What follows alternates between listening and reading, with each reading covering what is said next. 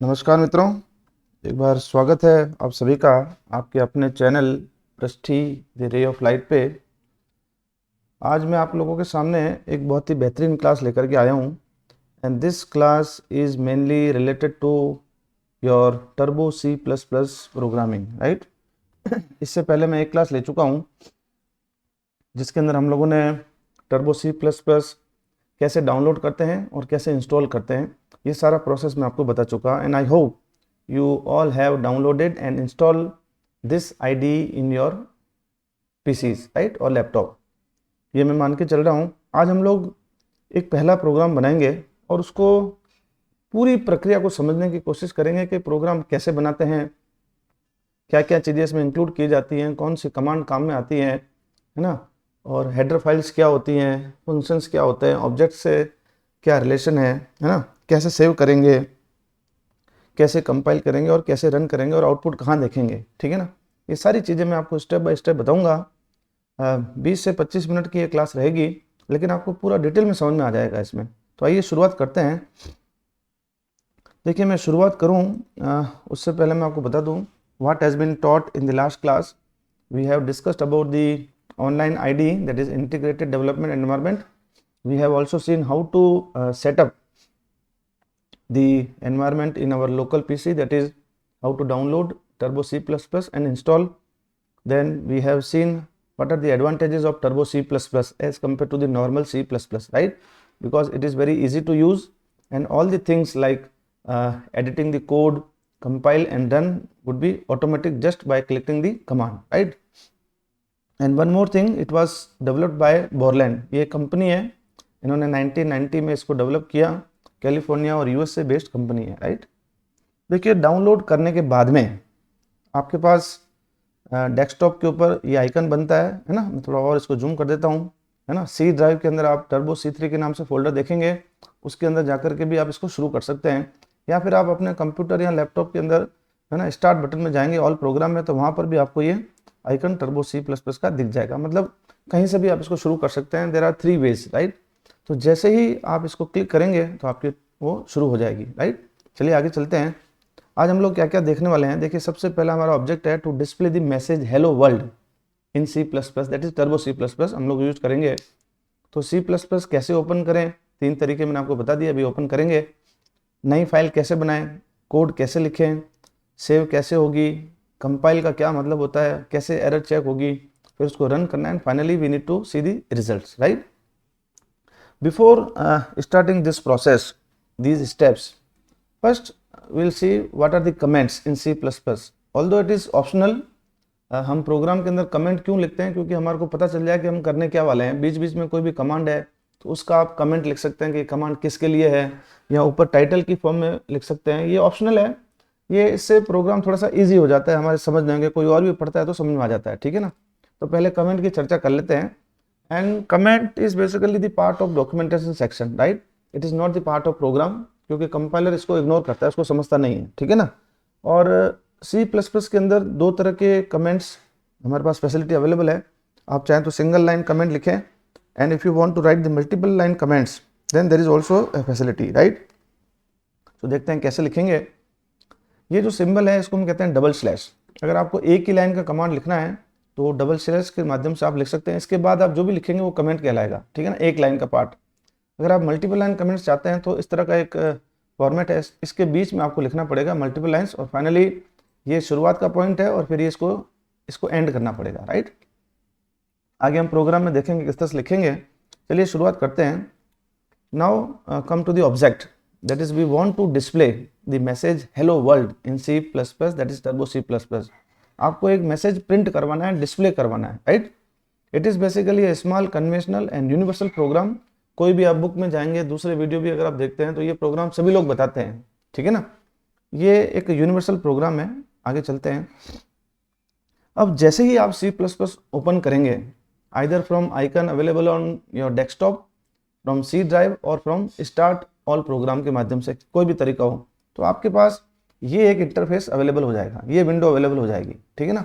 इसके अंदर आप देखें, आपको ये एडिटर नहीं है, ये एक इंटरफेस है। जैसे ही आप फाइल के अंदर जाएंगे तो आपके पास बहुत सारे ऑप्शन हैं। फाइल के अंदर सबसे पहले आपको जाकर के न्यू पे क्लिक करना है, ठीक है ना। जैसे ही आप फाइल में जाएंगे, न्यू पे क्लिक करेंगे, तो ये आपके पास टेक्स्ट एडिटर अवेलेबल हो चुका है, ठीक है ना। यहाँ पर मैं कुछ चीज़ें आपको बता देता हूँ। देखिए फाइल का जो नाम है बाय डिफॉल्ट आ चुका है no name 00.cpp। By default extension इसका cpp रहता है, आप भी अगर सेव करेंगे तो cpp के नाम से ही करना है, ठीक है ना। यहाँ पर NOO है नो नेम, और ये देखिए यहाँ पर एक चीज़ इंपॉर्टेंट, हालांकि टेक्निकल पॉइंट ऑफ व्यू से नहीं है बट इन जनरल में बता देता हूँ। ओ जो है वो सिंपल ओ है, अगर जीरो होगा तो ओ के बीच में एक डॉट रहेगा, ये एक डिफरेंशिएशन है ओ और जीरो के बीच में, राइट। यहाँ से फाइल को आप इस बटन से क्लोज भी कर सकते हैं, और फाइल के अंदर ही जब फाइल बनेगी तो सेव और ओपन सारे ऑप्शन इसके अंदर अवेलेबल हैं, ठीक है ना। यहाँ आप नीचे भी देख सकते हैं हमारे पास कुछ चीज़ें अवेलेबल हैं, उनके शॉर्टकट कीज जैसे हेल्प के लिए है, F2 सेव के लिए, F3 ओपन के लिए, Alt+F9 कंपाइल के लिए। इस तरह से हम आगे जैसे जैसे प्रोग्राम बनाएंगे मैं आपको बताता जाऊँगा, ठीक है ना। तो अब यहाँ पर मैंने एक प्रोग्राम ऑलरेडी बना लिया है, मैं उसका स्क्रीनशॉट आप लोगों के लेकर के आया हूँ, और मैं आपको स्टेप बाय स्टेप सारी चीज़ें बताऊँगा, ठीक है ना। तो देखिए मैंने एक फाइल क्रिएट करी है यहाँ पर hk1.cpp। पहले आप देखें नो नेम लिखा हुआ था, अब मैंने फाइल को प्रोग्राम लिखने के बाद मैंने उसको सेव कर लिया था इस नाम से, आप भी कर सकते हैं अपने नाम से, ठीक है ना। अब आप देखें यहाँ पर एक मैंने सिंगल लाइन कमांड लिखा है /hello world प्रोग्राम। ये तो है सिंगल लाइन कमेंट, ये कंपाइलर इसको नहीं समझता है, ये हमारी सुविधा के लिए, ठीक है ना। मैंने 2 लाइनें लिखी हैं, क्योंकि मल्टीपल लाइन कमेंट कैसे लिखते हैं वो मैं बता देता हूँ। This is the first conventional and universal program, पहली लाइन रिटर्न ऑन अक्टूबर 20, 2022, ये आज की तारीख में लिखा हुआ है। 2 लाइनें ये यहाँ से शुरू हुई और यहाँ खत्म हो गई, ये भी एक तरह का कमेंट है, ठीक है ना। ये है हमारा प्रोग्राम, इसको कंपाइलर समझता है, ठीक है ना। तो अभी मैंने आपको प्रोग्राम के बारे में कुछ भी नहीं बताया है, सिर्फ मैंने आपको कमेंट के बारे में बताया है, ठीक है ना। अभी मैं प्रोग्राम के बारे में आपको नहीं बताऊंगा, हमने प्रोग्राम बना लिया, अब हम इसको सेव भी कर चुके हैं। कैसे कंपाइल करें और कैसे रन करें वो पहले मैं आपको बताऊंगा, उसके बाद हम प्रोग्राम के अंदर ये #include iostream.h, #include conio.h, है ना, फिर int main, ये ब्रेसेस CLR SCR फंक्शन, सी आउट, है ना, हेलो वर्ल्ड, ये तो हमारा जो मैसेज प्रिंट करना वही है, फिर गेट ch रिटर्न 0 और ये करली ब्रेसेस क्लोज। ये सारी बातें मैं एक एक करके आपको बताऊंगा, इन सब का क्या मतलब है, हमने क्यों इनको इंक्लूड किया है, ठीक है ना। चलिए आगे बढ़ते हैं। देखिए जैसे ही आपका प्रोग्राम बन गया, आपने सेव कर दिया, हमारा अगला काम है कंपाइल करना, ठीक है ना। कंपाइल के लिए ऊपर आपके पास ऑप्शन अवेलेबल है, आपको सिर्फ क्लिक करना है, यही टर्बो C++ की फैसिलिटी है, ठीक है ना। यहाँ हम direct command shortcut keys Alt+F9 भी दबा सकते हैं। जैसे ही आप इस पर क्लिक करेंगे तो आपके पास एक नई विंडो आ जाएगी इस तरह से, कंपाइलिंग, और एक मैसेज आ जाएगा, ठीक है ना। यहाँ पर एक्चुअली थोड़ा सा मैं ठीक कर देता हूँ इसको। ये देखिए इसने कह दिया है कि आपका सक्सेसफुली हो चुका है, कोई एरर नहीं है, अगर एरर होगी तो यहाँ पर वो नंबर बता देगा भाई ये एरर है, ठीक है ना। अब आप यहाँ पर आपको एक्चुअली ब्लिंक करता हुआ एक मैसेज डिस्प्ले होता है, प्रेस एनी की, आप कोई भी की प्रेस करेंगे तो आप वापस प्रोग्राम के ऊपर आ जाएंगे, ठीक है ना, आगे निकल करके आ जाएंगे आपके, क्योंकि कोई एरर नहीं थी तो हम उस पर नेक्स्ट स्टेज पे आ गया मैं। अब नेक्स्ट है आपका रन, डायरेक्ट यहाँ से भी कर सकते हैं या फिर Ctrl+F9। कंपाइल के लिए आपके पास था Alt+F9 और रन के लिए आपके पास है Ctrl+F9, ठीक है ना। जैसे ही आप इसको रन करेंगे तो आपके पास एक नई विंडो खुल जाएगी और उसमें आपका ये मैसेज डिस्प्ले रहेगा, ठीक है ना। तो देखिए आउटपुट आपको इस तरह से नजर आता है टर्बो C++ में, hello world, right. I think आपको यहाँ तक सारी चीज़ें क्लियर हो गई होंगी, और मैं आप लोगों से रिक्वेस्ट करूँगा कि जिन लोगों ने भी इसको डाउनलोड और इंस्टॉल कर लिया है वो लोग ये सारा प्रोसेस फॉलो करके और उसको एग्जीक्यूट करें। अगर आपको कोई प्रॉब्लम आती है तो आप कमेंट बॉक्स में उसको लिखिएगा, I will try to answer your queries and I will be happy to answer your queries, right. अब आगे बढ़ते हैं। देखिए अभी तक हमने केवल एक ही मैसेज प्रिंट करवाया है, ठीक है ना। देखिए मैं अभी आपको कमेंट के बारे में बताया है, इन कमांड्स के बारे में मैंने कुछ नहीं बताया है। अब अपन यहाँ आ जाते हैं। देखिए पहले हमने केवल एक मैसेज प्रिंट कराया था, हेलो वर्ल्ड। मैं चाहता हूँ 2 लाइनें प्रिंट हों, हेलो वर्ल्ड, और दूसरा है turbo C++ is developed bye Borland international, जो कि इसकी कंपनी है जिसने इसको डेवलप किया है, ठीक है ना, ताकि आपको याद भी रह जाएगा कि ये लाइन हमने लिखी है, राइट। अब अगर हम इसको एग्जीक्यूट कराते हैं, वही प्रोसेस करते हैं, पहले कंपाइल और फिर रन करते हैं, तो आपके पास आउटपुट कुछ तरह से आएगा। देखिए hello world turbo C++ is developed bye Borland international, जो हमने लिखा था वो दोनों लाइनें एक साथ आ गई।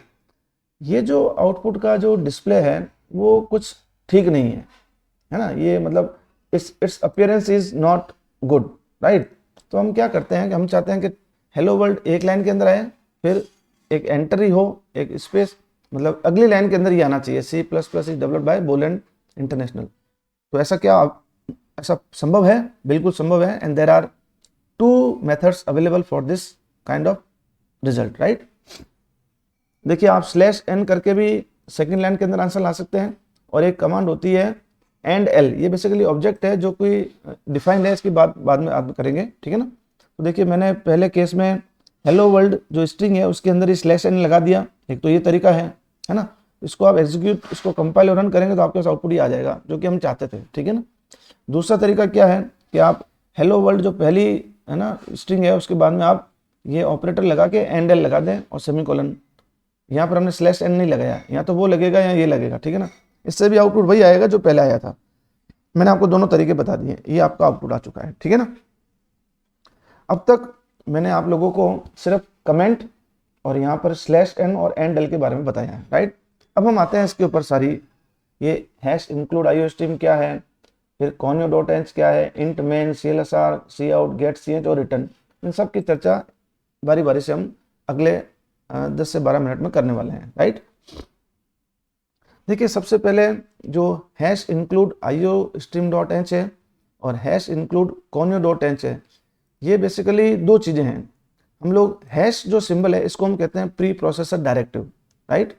और IOStream.h और conio.h ये आपकी सिस्टम की हेडर फाइल्स हैं।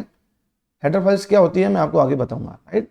और कुछ लोग आजकल, क्योंकि हम लोग टर्बो C++ काम में ले रहे हैं, आजकल लोग नए आईडीज आ गए हैं, मॉडर्न आईडीज आ गए हैं, जैसे कि आपका विजुअल स्टूडियो कोड है या कोड ब्लॉक्स है ना, इनको यूज़ करते हैं।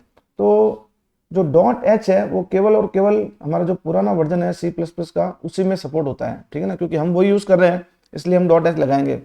अगर कोई ऑनलाइन आईडी यूज़ करता है विजुअल स्टूडियो कोड या फिर कोड ब्लॉक्स, तो उसके अंदर आपको केवल IOStream लिखेंगे, .h लिखने की जरूरत नहीं है, वो उसको सपोर्ट नहीं करते हैं, राइट। आगे चलते हैं। ये जो हैश सिंबल है इसको हम कहते हैं प्री प्रोसेसर डायरेक्टिव। इंक्लूड जो है ना, ये एक्चुअली कंपाइलर को बताता है कि आपको वो जो इसके बाद में जो आपने फाइल्स लिखी हैं उनको वो कंसिडर किया जाए, ठीक है ना। ये कंपाइलर को बताता है कि भाई ये जो हेडर फाइल्स है इसको आप कंसिडर करिए, और जैसे ही हेडर फाइल कंसिडर होंगी तो हेडर फाइल के अंदर जो इन्फॉर्मेशन है वो हम उसको एक्सेस कर पाएंगे, ठीक है ना। आगे बताता हूँ मैं। Actually C++ language defines several header files, इसमें बहुत सारी हेडर फाइल्स होती हैं depending upon the type of application we want to use, right. And these header files contains lot of information in the sense the definition of constants, classes, object and functions, right. ये सारी definition हर एक header file में अलग तरीके की होती है, and this information is very useful for our program, or either it is required for our program because it improves the functionality of our program, and each and every header file has its own importance, right। collection of header files को हम कहते हैं standard C++ library, ठीक है ना। अब actually ये जो लाइब्रेरीज हैं ये C++ के कंपाइलर में ऑलरेडी इंक्लूड रहती हैं, ठीक है ना, और हम लोग इनको हमारी ज़रूरत के हिसाब से यूज़ करते हैं। जैसा कि आपने हमारे प्रोग्राम में देखा, हमने 2 हेडर फाइल्स काम में लिए हैं, IOStream.h और conio.h। बहुत सारी ऐसी फाइल्स होती हैं, जैसे जैसे हम प्रोग्रेस करेंगे प्रोग्राम के अंदर अलग अलग ऑब्जेक्ट हमारे सामने आएंगे तो हम और भी फाइल्स काम में लेंगे, ठीक है ना।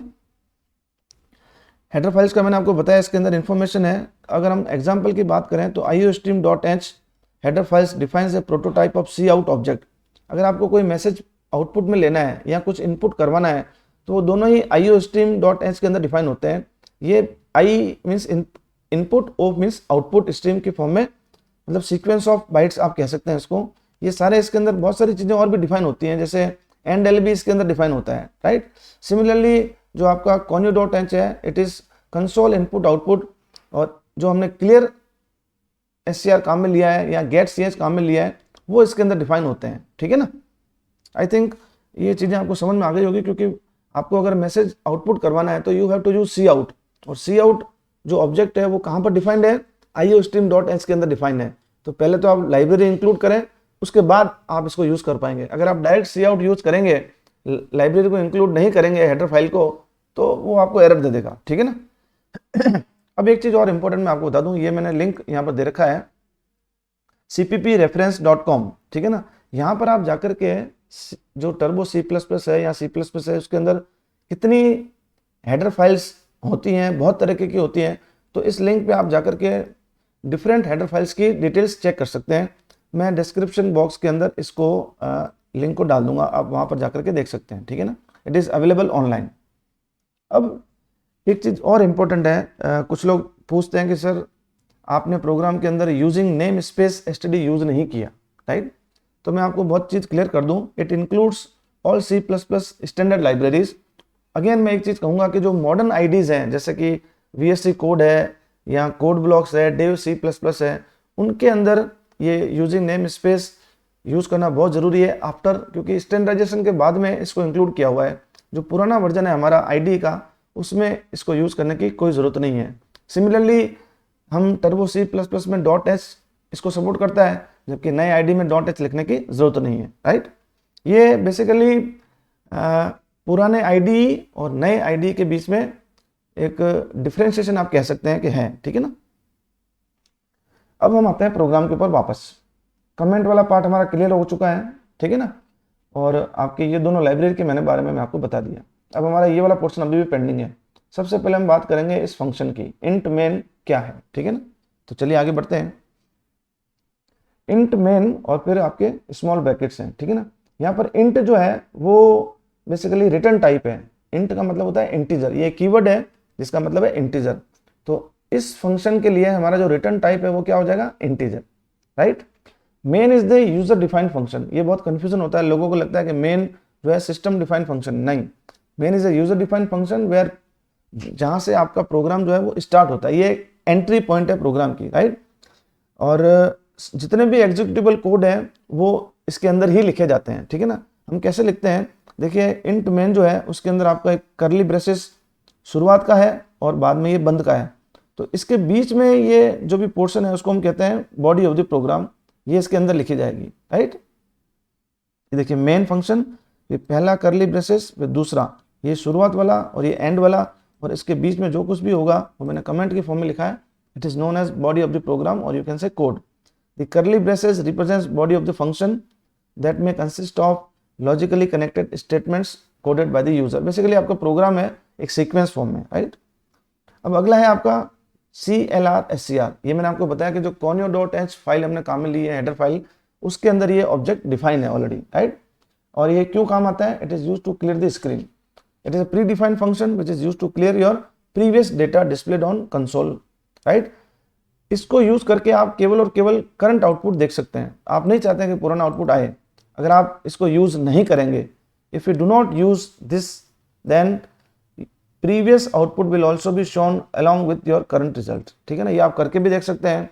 इसको एक बार लगाइए और इसको एक बार कमेंट करके और फिर आउटपुट देखिए, तो you will see the effect of CLR SCR function, right.